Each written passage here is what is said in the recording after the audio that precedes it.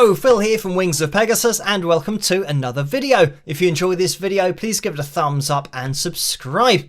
So something a little bit different for tonight because we are going to be chatting with Chris Liepe. Chris has been on the channel before and it's always great to get his views on different topics, and we're going to be talking about pitch correction and lip syncing, using backing tracks, all this kind of stuff.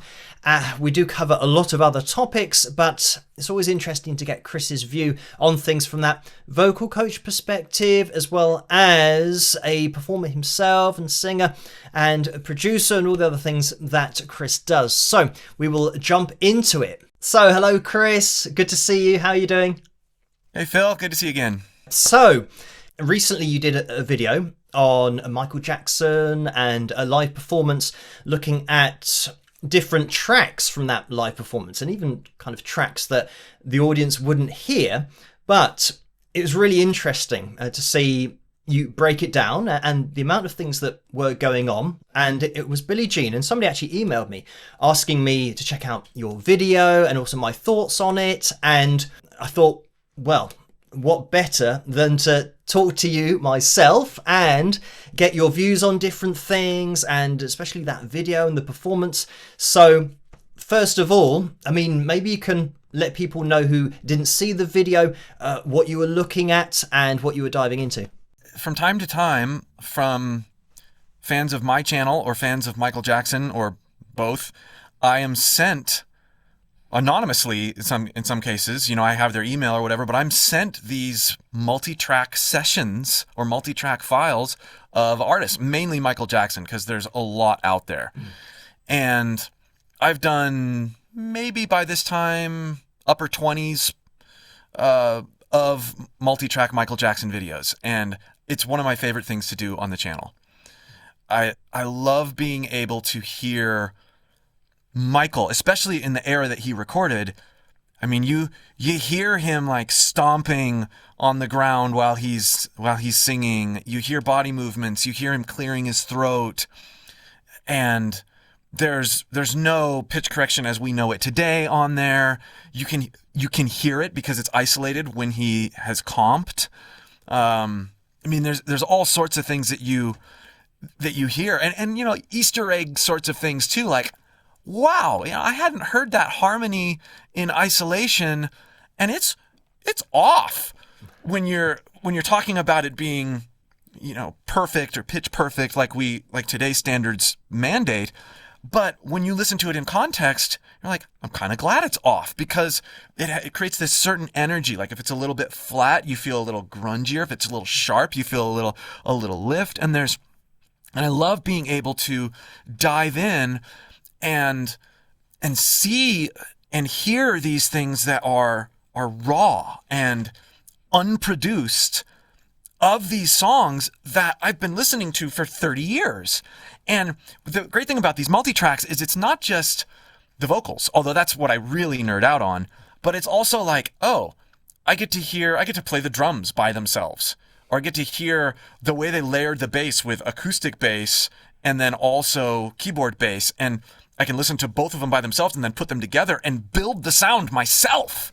And it is so much fun as someone who has produced recordings and has never been at a level that, you know, even close to what we're looking at with the Michael Jackson recordings. It's inspiring, and I feel like I'm discovering things for the first time, and I absolutely love it. And up till I'd been handed this video, I'd only received stuff of studio performances. And when I first got this multi-track pack, the guy who sent it to me, still don't know his name, sent it, and he's like, this is a find. You're going to really enjoy this. I was so excited. I made my own mix of the instrumental, and then I put in the stage mic, and I was like,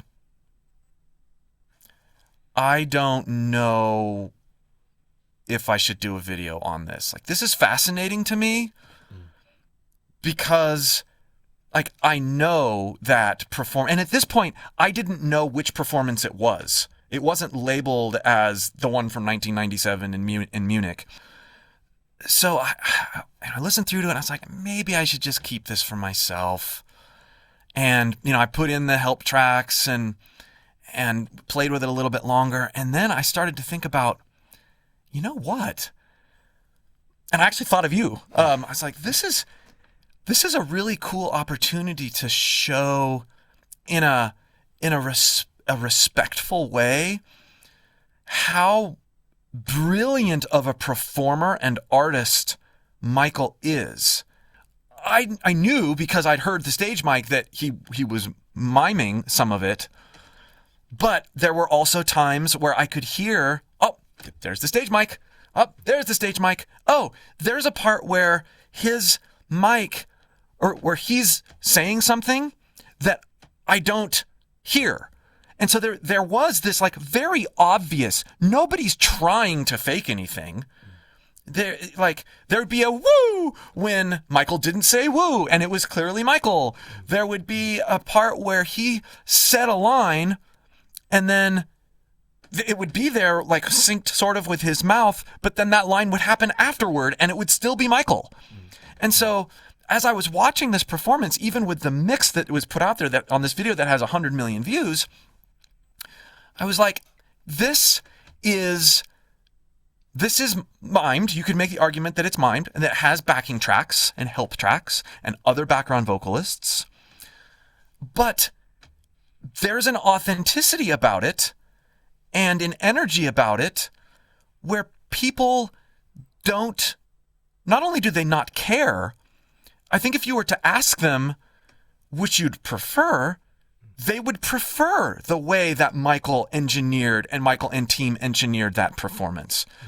I knew going into the video that his voice wasn't in the best shape and that he may have been sick. But, of course, after I did the video, people are commenting and saying he had laryngitis and this was the worst tour of his life and whatever. Lots of people were saying different things about it. And so I went into that video, and you hear me say in multiple parts in the video, I'll stop it and I'll say some of what I'm saying right now. Look, this is not about, calling out Michael for cheating. This is not about calling out Michael for being inauthentic. This is not about highlighting a performance where Michael wasn't at his best. That's the way I felt going through this video, is like, this is an opportunity to highlight this legend in a way that shows humanity in kind of a superhuman way. Because and the superhuman part of it is willpower, is discipline, is committed to the art nature. And so that's why I did the video, and that's what I highlighted. And what I did is I would go through a certain section of the video. And I said, here's what is given to us in this video that has 100 million views. Here's what Michael actually sounded like during that section. And then I would say, listen to the audience mics. You can hear what the audience was hearing during this section. Isn't it interesting that this is different? I think it disappoints me when you get viewers, and lots of viewers got it, right? But it disappoints me when you get people that aren't willing to enter into that experience that I was able to find in the towards the middle and the end of that, because they're so quick to say, "You're making Michael look like a failure," or you shouldn't have posted this. Michael would have hated you posting this. Or because of the YouTube, Insta judge culture, it's like, this Michael wasn't, he was sick. You're exposing him at his worst. And, even though I've preempted that in the video and we're talking about it now, some people just put up this wall. And miss out. Because they're putting up this wall of judgment, and that bums me out. But it doesn't take away from the fact that it is one of the most fascinating videos I've ever made. When you're talking about people commenting and getting emotional about things, and just that perspective of somebody saying you're showing Michael at his worst. I mean, my take on that is, surely it's the other way around. This is him being ill. Like, this is him at his worst, still putting on this show and doing when you're ill, the last thing you want to be doing is moonwalking, kicking your legs up in the air, sprinting across a stage, and even trying to do a vocal. So yeah, it's that kind of almost like a warped perception of, oh, you're showing, they can't see the other side, that no, you put anyone else in that situation and see how well they do compared to what he's doing. So right. It's also interesting when you say about when you first received the files and you were listening to it and you isolated that lead vocal and you could hear what was lead vocal, what the backing vocals were, and listening to those you thought maybe I should leave this alone. And for me, from what I do on my channel, that's a really interesting insight into not only are singers and artists under pressure to reach this level that is, a level that you're never going to reach because it's manipulated and it's tuned and it's a computer that's going to be putting pitches on lines. So they say, well, if somebody who has your experience and being a vocal coach at your level, even that still feels like you can't maybe show things because we're so far down this rabbit hole of, oh, how are people going to react about the truth, or it's just being honest? We see a lot of examples of performers. I have students that have been in this position, and I myself, as a performer, have been in this position where you show up to a gig, you are not 100%, you're nervous, and you know that you gotta, even just play the guitar and sing at the same time, and your vocals are going to suffer. They're going to suffer. They're not going to be like you expect them to be because you are playing your guitar. Maybe you can't hear yourself with the monitor setup that's there at the show. Maybe all sorts of reasons, right? But you are still responsible to bring the best performance there. Now, psychologically, a lot of people will sacrifice engagement with their audience at the expense of being good vocally. So they will make sure they hit the notes. They will maybe lower the song or slow it down so that they can do things and so that the vocal is as good as possible. And what ends up happening, and I see this in my coaching programs and in videos that I get sent, and I've experienced it. What it ends up happening is when you listen back to that and you watch it, you're like, oh, yeah, the vocal performance was okay. It was pretty good considering all the things that I had. Good job. However, the performance itself is cringy because the only thing on that performer's mind was, can I make it through this song? And so there's this plowing that happens. Like, oh, I got to hit these notes. I got to do this. I got to do this. I got to do this. There's no connection with the audience. There's no real vulnerability. There's only insecurity. And people don't like to watch insecurity. Even if it's insecurity that includes notes that were hit well, or that, oh yeah, they actually were able to sing distorted there. Like, it becomes so clinical and mechanical that, like, what are we watching, a recital or a concert? Where are your priorities as a performer? Are you focused on simply being good? Or are you focused on authentically connecting with your audience? And which of the, based on your answer, what are you going to do? Now, it's really interesting. Your answer could be similar with either motivation. I want to be really good, or I want to be perceived as being really good. So I'm just going to mime the whole performance. But if I tell people I mime that performance and I try to pass it off as something that is not mimed, I might be perceived, I'll be perceived as being good because that's my goal. But you might, by some, be perceived as being good. But you will also be called out for being fake because you tried to pass something off because you were so afraid of not being good. You tried to pass something off as something that it wasn't. Or you could say, my goal is to connect with my audience. They know how I sound. They bought my record, or they've seen me on YouTube or whatever. I'm sick, or I don't think I can deliver the kind of performance vocally that I know my audience expects. So I'm going to strike a balance. Yeah, I'm going to use help tracks because I want to be able to walk around the stage and look at people and dive into the audience and shake hands and stuff like that at certain places. But I'm actually going to arrange my performance around these help tracks so that I can still engage with a live mic, but I'm going to make it an art form in and of itself so that people can see that I am loose and I am comfortable and I am engaged with my audience and I am giving them my all, and I got my recorded voice to help me out here. I'm just going to be honest about it. And you know what? Nobody's going to judge you for that. If you are, the focus here is that you are not focused on proving your worth. You are focused on giving to your audience.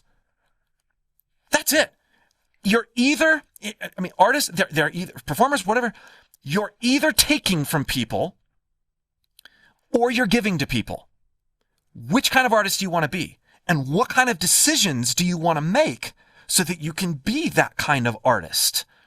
And that's why I love this Michael Jackson performance. And that's what I encourage, people in my coaching programs, people in my courses, people I do private lessons with.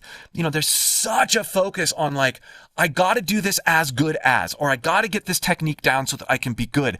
And I agree to an extent. Yes, we want to practice. We want to put techniques in our voice. We want to be able to sing with distortion or scream or hit those high notes. Yeah.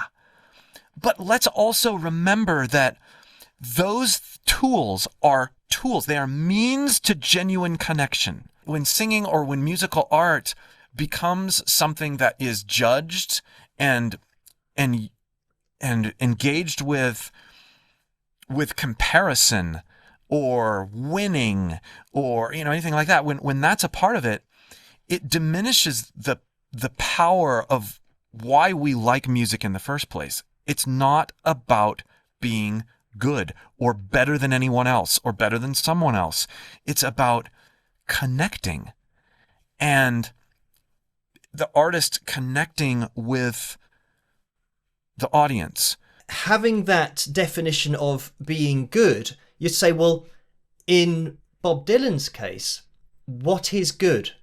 You think, well, the song, the message, the way that he's delivering it that is consistent with what it's about and the personal connection. So there's so much that actually goes into sounding good or being good, being popular, connecting with an audience.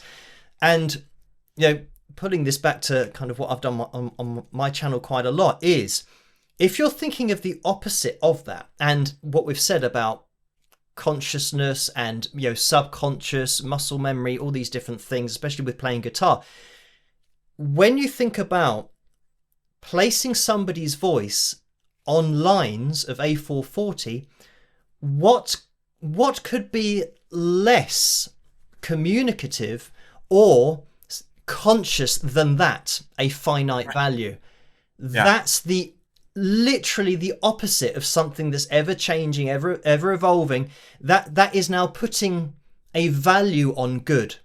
And that's the problem, is that everyone now knows that A440, say for example, you're hitting an A4, and everyone now thinks, well, 440 hertz, that's the frequency you've got to hit to be good.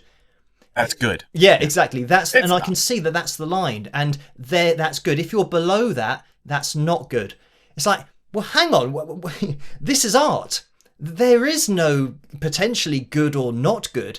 It's all about expression, and the people that think something is good are connecting to it. They're not actually saying that they're the best singer or the most technically gifted guitarist, because the same for everything really. That there are some guitarists that you'd say, well, they're not technically amazing, but the way that they play is unique, and it's them playing because, if anything, they haven't worried about technique. They've just said, right, I'm going to play this the way that I want to play it. Well, two things that you brought to mind. There is this tools and inspiration sort of balance that I think it's important to highlight, in that even we'll go back to Michael Jackson and songs produced in that era. There's videos of Michael Jackson sitting in the studio with other producers and stuff like that, and they're going through take after take of a particular line, and they're choosing the right line and they're comping it in. And there's, might be 20 versions of it. And like that one, Michael's like, nope, that one, nope, that one, nope, that one. Oh, that one. No, that one's not, it's not perfect, but it's right. It's the right for that context. And to add to that, they're in that era. I don't know on which songs or when and if on whatever, but I know that in that era, if they found a comp that was good, that had the attitude that they wanted, but wasn't the best pitch-wise or whatever, they would speed up or slow down the tape as they were moving it over to the comped vocal on the tape. So what are they doing? They're pitch correcting. Or they would use the same thing for pitch and time, where, oh, that was a little rushed. Let's mark and let's actually dump that a little bit later, the equivalent of what we now do so easily of like, oh, just move that region. Let's correct that note. So there was editing, granted on a completely different scale. There was comping, and they were, you could argue, taking away from what that artist did. Or were they? They might be taking away from what the artist did physically, but they were enhancing the performance, which then for the listener, because that song has lived now for 30 or 40 years or whatever, and people have listened to it over and over again, they were enhancing the legacy of that song because they were comping and correcting and editing for connection, because that was the best product comp that they could get out of those multiple performances with those edits. And that continues to stand the test of time. Was there editing? Was there a little bit of pitch correction? Was there some time adjusting? Was there lots and lots of comping with 20 or 30 takes in some cases? Yeah, and you probably wouldn't like it as much, loyal fan, if they hadn't done that. So we have to acknowledge that side of it. Yeah. Yes. And if I can just quickly jump in, because people obviously bring up pitch correction and how it's happened historically, and with speeding up tape, slowing down tape. And for me, listening to the songs that, we know have had a little bit of work done to them, but pre-digital, we're talking about taking somebody's voice into a microphone. And say, for example, I hit a note and I'm slightly flat. And now we speed up that tape to get it slightly sharper, to get it more accurate. Have we deconstructed my vocal and processed it to get it now to a new destination? You think, well, no, it's still the same sound I made, but we've sped it up. We haven't replaced it with another digital file with pitch correction, which is destructive. So when you speed something up, we're not left with a file that might potentially be at a lower bit rate because it has been edited. So I think the analog way of doing it, the way that old songs that we know have been treated still sound like they've got more connection to it, is because, first of all, it wasn't a destructive process on the actual audio file as it is now being digital. But we are now looking at digital representations of pitch. But I think back in the day, they would hear it and go, oh, that's a bit flat. What should we do? We'll speed it up. And then nobody would say, oh, you've sped it up 2 cents too high. Bring it back a bit. Oh, no, now we're 2 cents too flat. Let's bring it up a bit. Oh, now we're on the line. Stop. Okay, let's go to the use next. Their ears. Exactly. So a lot of the corrections that were happening, the reason that we listen to these songs now and we don't hear pitch correction is because it wasn't looking at it, it was listening to it. And the artist, like you said. Very good. To go back to the Michael Jackson thing we were talking about, even now, how some artists use pitch correction, it's not an auto-tune thing. It's very much with the same mindset that I was talking about with Michael Jackson, where you have this killer performance that you've just laid down. It's like the third take and your voice is going to be trashed, and this was the best we could do in the studio, and it was a connected, wonderful performance. But man, on the bridge, there was this one and this one and this one, and we've tried punching it a few times, but you're just not getting the coherency and consistency. I think if we just went in and we graphed it and we moved it up, maybe I'm not even going to, ratchet it right on the line, but I'm going to move it up, close my eyes and move it till it sounds right. Yeah. I am pitch correcting, but I'm doing it in a way, I'm using the tool. The tool could go all the way and we could ratchet the whole thing down and pitch correct, but then we would lose the performance. Instead, it's just like we're talking about performing. It's all about how you think, and how you think influences what you do, and your motivations will come out and speak to the authenticity. And I would argue in that context, if I'm pitch correcting notes here and there in a bridge from a song that I've recorded, if you're asked about it, you're just like, yeah, I use a little bit of light pitch correction on that, and just say it. Yeah. People aren't going to judge you for that. It's a thing. But when we go back to the singing competition, it puts those same sorts of pressures that we've talked about that are the antithesis of authentic connection. You've got the whole world watching on American Idol, judging for who's the best or who's your favorite. And there's so much more that goes into, that person, I like the way they look or the way he talks or the way she, whatever. But then it's also about the voice, and you have the judges who are then somehow qualified to say, and they sometimes they do judge on connection and, I didn't feel it, that kind of stuff. I think that's fine. But the whole premise is I, artist, am out to win. I'm out to beat. I'm out to sing better than anyone else. I'm out to be better than whatever. And that, as an artist, as a student, as a practicing individual, and as a coach, that to me just, it flies in the face of any good energy. You know what? Vote with your attention. Vote with your connection. You don't even need to say anything.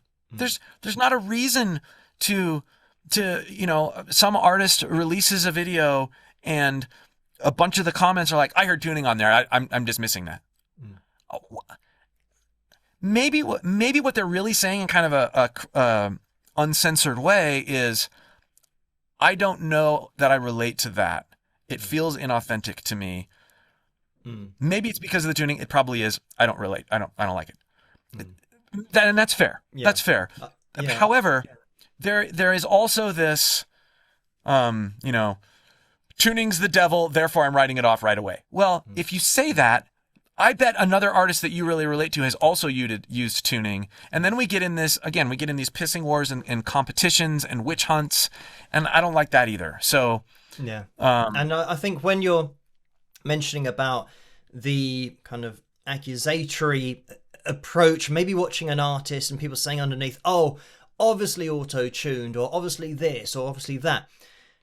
What I'm very kind of focused on my channel is, if people are pointing fingers, I'm saying that it's an industry standard, and an industry standard doesn't mean that the person singing, after they've finished this particular show, they're running backstage, getting the mix from the desk, going into Logic, applying pitch correction. Say, oh, hang on, guys, before we release the video, I'm going to pitch correct my own vocal before it's released en masse. It's an industry thing, and I think people do take that approach of just pointing at the artist, whereas I'm trying to say that this isn't an authenticity issue with the artist. This is authenticity of the industry, that because there's no honesty and openness and transparency, nobody knows, and that's the problem. Hopefully we've managed to unblur a few things, maybe. Maybe so. Yeah. No, it was fun either way. I feel I feel like I've learned and been able to connect with you again, and it's been great. So Yeah. we'll do more. I think what we do is quite closely related anyway, so there'll always be some common ground. So yeah, thank you for joining me, and I will see you when I next see you. Bye-bye. See ya. So a huge thank you to Chris for joining me. Go and check out his channel if you do get a chance. The link will be in the description below. I hope you did enjoy this video. If you did, please give it a thumbs up and subscribe, and I'll catch you guys at the next one. Rock!